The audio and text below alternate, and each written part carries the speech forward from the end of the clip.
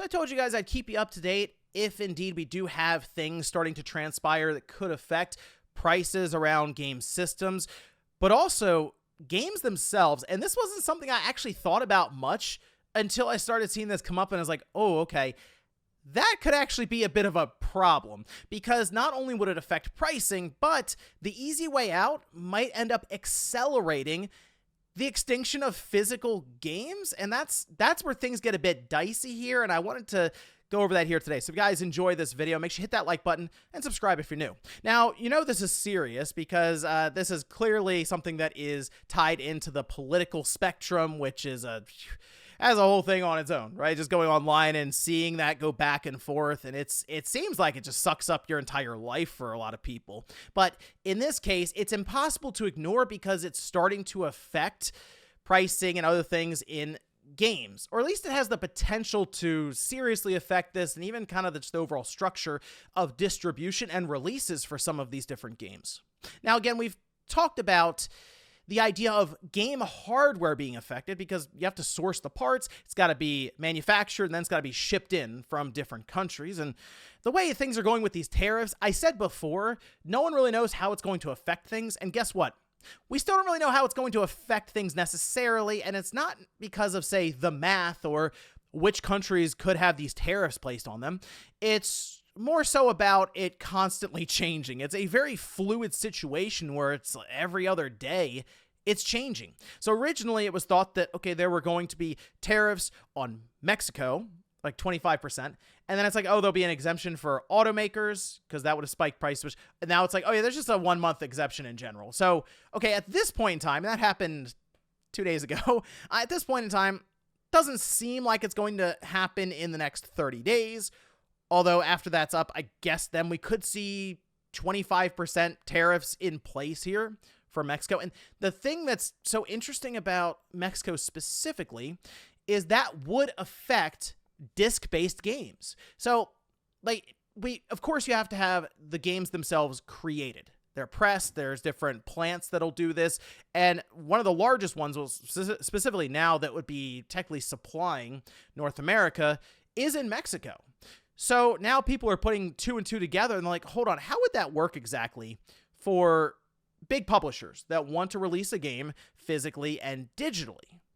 Well, like, for example, you see Daniel Ahmed, who does cover, like, the games industry in general when it comes to prices and stocks and how different companies are doing when it comes to revenue and stuff.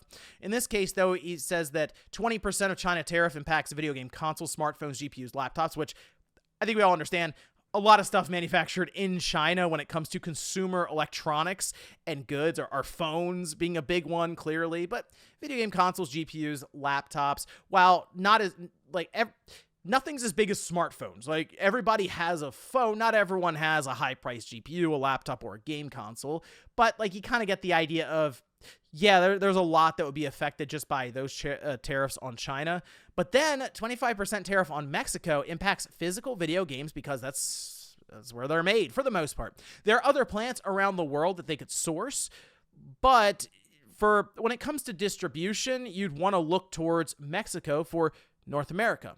Now, they could, of course, move manufacturing into the U.S., and that was also sort of mentioned. But, like, take a look at this. This is from Matt Piscatella. This is over at Circana, so he'll cover a lot of the stuff that happens in the U.S. when it comes to sales, and we'll see the charts and how the PS5, the Switch, and the Xbox Series is doing month to month. Well, he says, with 25% tariffs on imports from Mexico on the way, I can see a sharp downtick in the number of disc-based games that get released physically in the U.S., as much of that production infrastructure is in Mexico. If they do get made, I expect higher prices, both physical and digital. So the reason he expects, he already mentioned this in, like, follow-up messages, why would he expect MSRP to go up across the board, digital and physical? Well, that is an avenue. They could just raise game prices. But do you remember what happened when we went from $60 to $70? Even though you'll look at it and be like, okay, obviously, $60 in 2006, we'll say, for a Blu-ray on the PS3 is significantly different in terms of value for even 2020 at the time. Now, way different in 2025. We still look at that and go, $10 increase, I don't like it. And because we all know and we see how these companies are making money outside of just that initial purchase. If things like DLC, microtransactions, none of this stuff really existed. We never had that big spike in terms of online connectivity and then e-commerce being linked to our games, like in the games for, like, if you want to buy horse armor, right? Big one that kicked everything off. If it really still was, you buy a game and that's it, there's no other way for these companies to make money, then I think people would be more receptive to that idea. Well, what are they going to do? They can't make money elsewhere. No, not the case. They make money everywhere. Like, they already sell $100 games. There's collector's editions, digital deluxe editions, all this stuff where they will throw some made up value of current digital currency in there for the game, and they'll be like, oh, it's $100 and you get to play it a few days early. This is like, it works too. We see it. So we're long past the idea of that. However, when it comes to just physical media being manufactured and then taxed higher, well, then they would look at that and go, well, we got to charge more for the physical edition, which means to keep parity with MSRP, the digital edition would go up. I don't think that would actually happen, though. I think the easy way out and the most likely thing to take place is that they would just not make a physical game. And the reason I say that is because we already see that happen for different games. Think of Alan Wake 2. We got the physical edition much, much later. Like, they just, hey, we're just going to put it out digitally. That's it.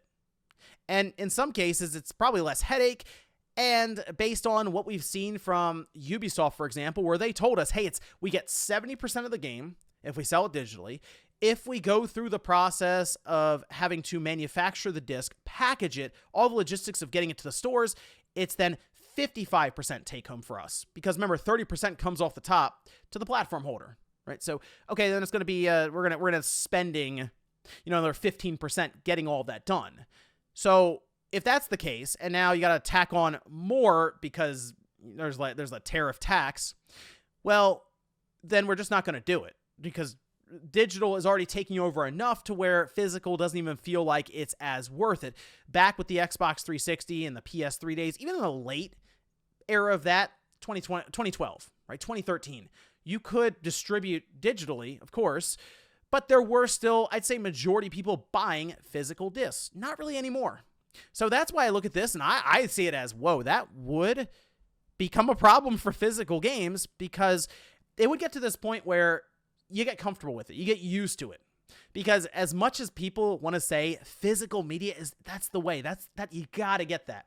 Have you installed a physical disc recently? Have you noticed that it takes longer at times to install the disc and then download the patch that you need day one than if you just bought the game digitally and downloaded it? Like, I'm noticing that too. And you have like the more standardized Comcast where the upload's terrible, but the download's very good.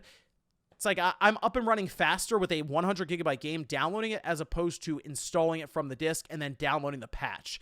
So the convenience factor of getting it to it faster is already there. And then also the fact that you don't have to leave your house. It's all kind of automated for you. If you want to go that route, you hit buy, walk away, come back on release day, and it's there ready to go if you were trying to pre-order it maybe the day prior. So there's a lot of convenience, and the thing I've noticed in entertainment and games, convenience tends to win out over most other things. It's one of the reasons I think that like the Switch has done really, really well. There is a major convenience factor there to where people are willing to sacrifice on game performance and visual like fidelity because it fits into their lifestyle much more so than having to be tethered to a TV. So this is something to pay attention to here, specifically tariffs on places like Mexico, to see if that would either spike physical game prices or just get rid of them completely for certain companies. And then if they realize that their sales didn't really take that kind of a hit, we'll just not really do physical games much anymore at all. And that's that cascading effect where it gets to a position of there's 5% market share for physical games. So then, okay, yeah, the next generation console just doesn't have a disk drive built in. And we already kind of are on that path, I think, for Microsoft. Like, I'd be shocked if the next Xbox in what sounds like late 2026 has a disk drive. I'm kind of thinking Sony might go that way too and just offer a little box that you plug in. Like, you might get one of those portable laptop CD, DVD drives. It might be kind of like that. And it's going to be more and more of an afterthought as we go forward. And it's going to be interesting when there's just no option for that. How does that then work in favor of, yes, the platform holder, but at times also some of these publishers? But let me know what you guys think about this one down below. The last part of this I will say because this just seems so day to day when it comes to these tariffs, there's also a good chance that what we're seeing right now is more of a bluff in general, and it doesn't happen anyway. But it will still put into the mind of these companies right now who have to just assume that it could. What would our path be? Would we actually raise the price of the physical games and then in turn the digital ones?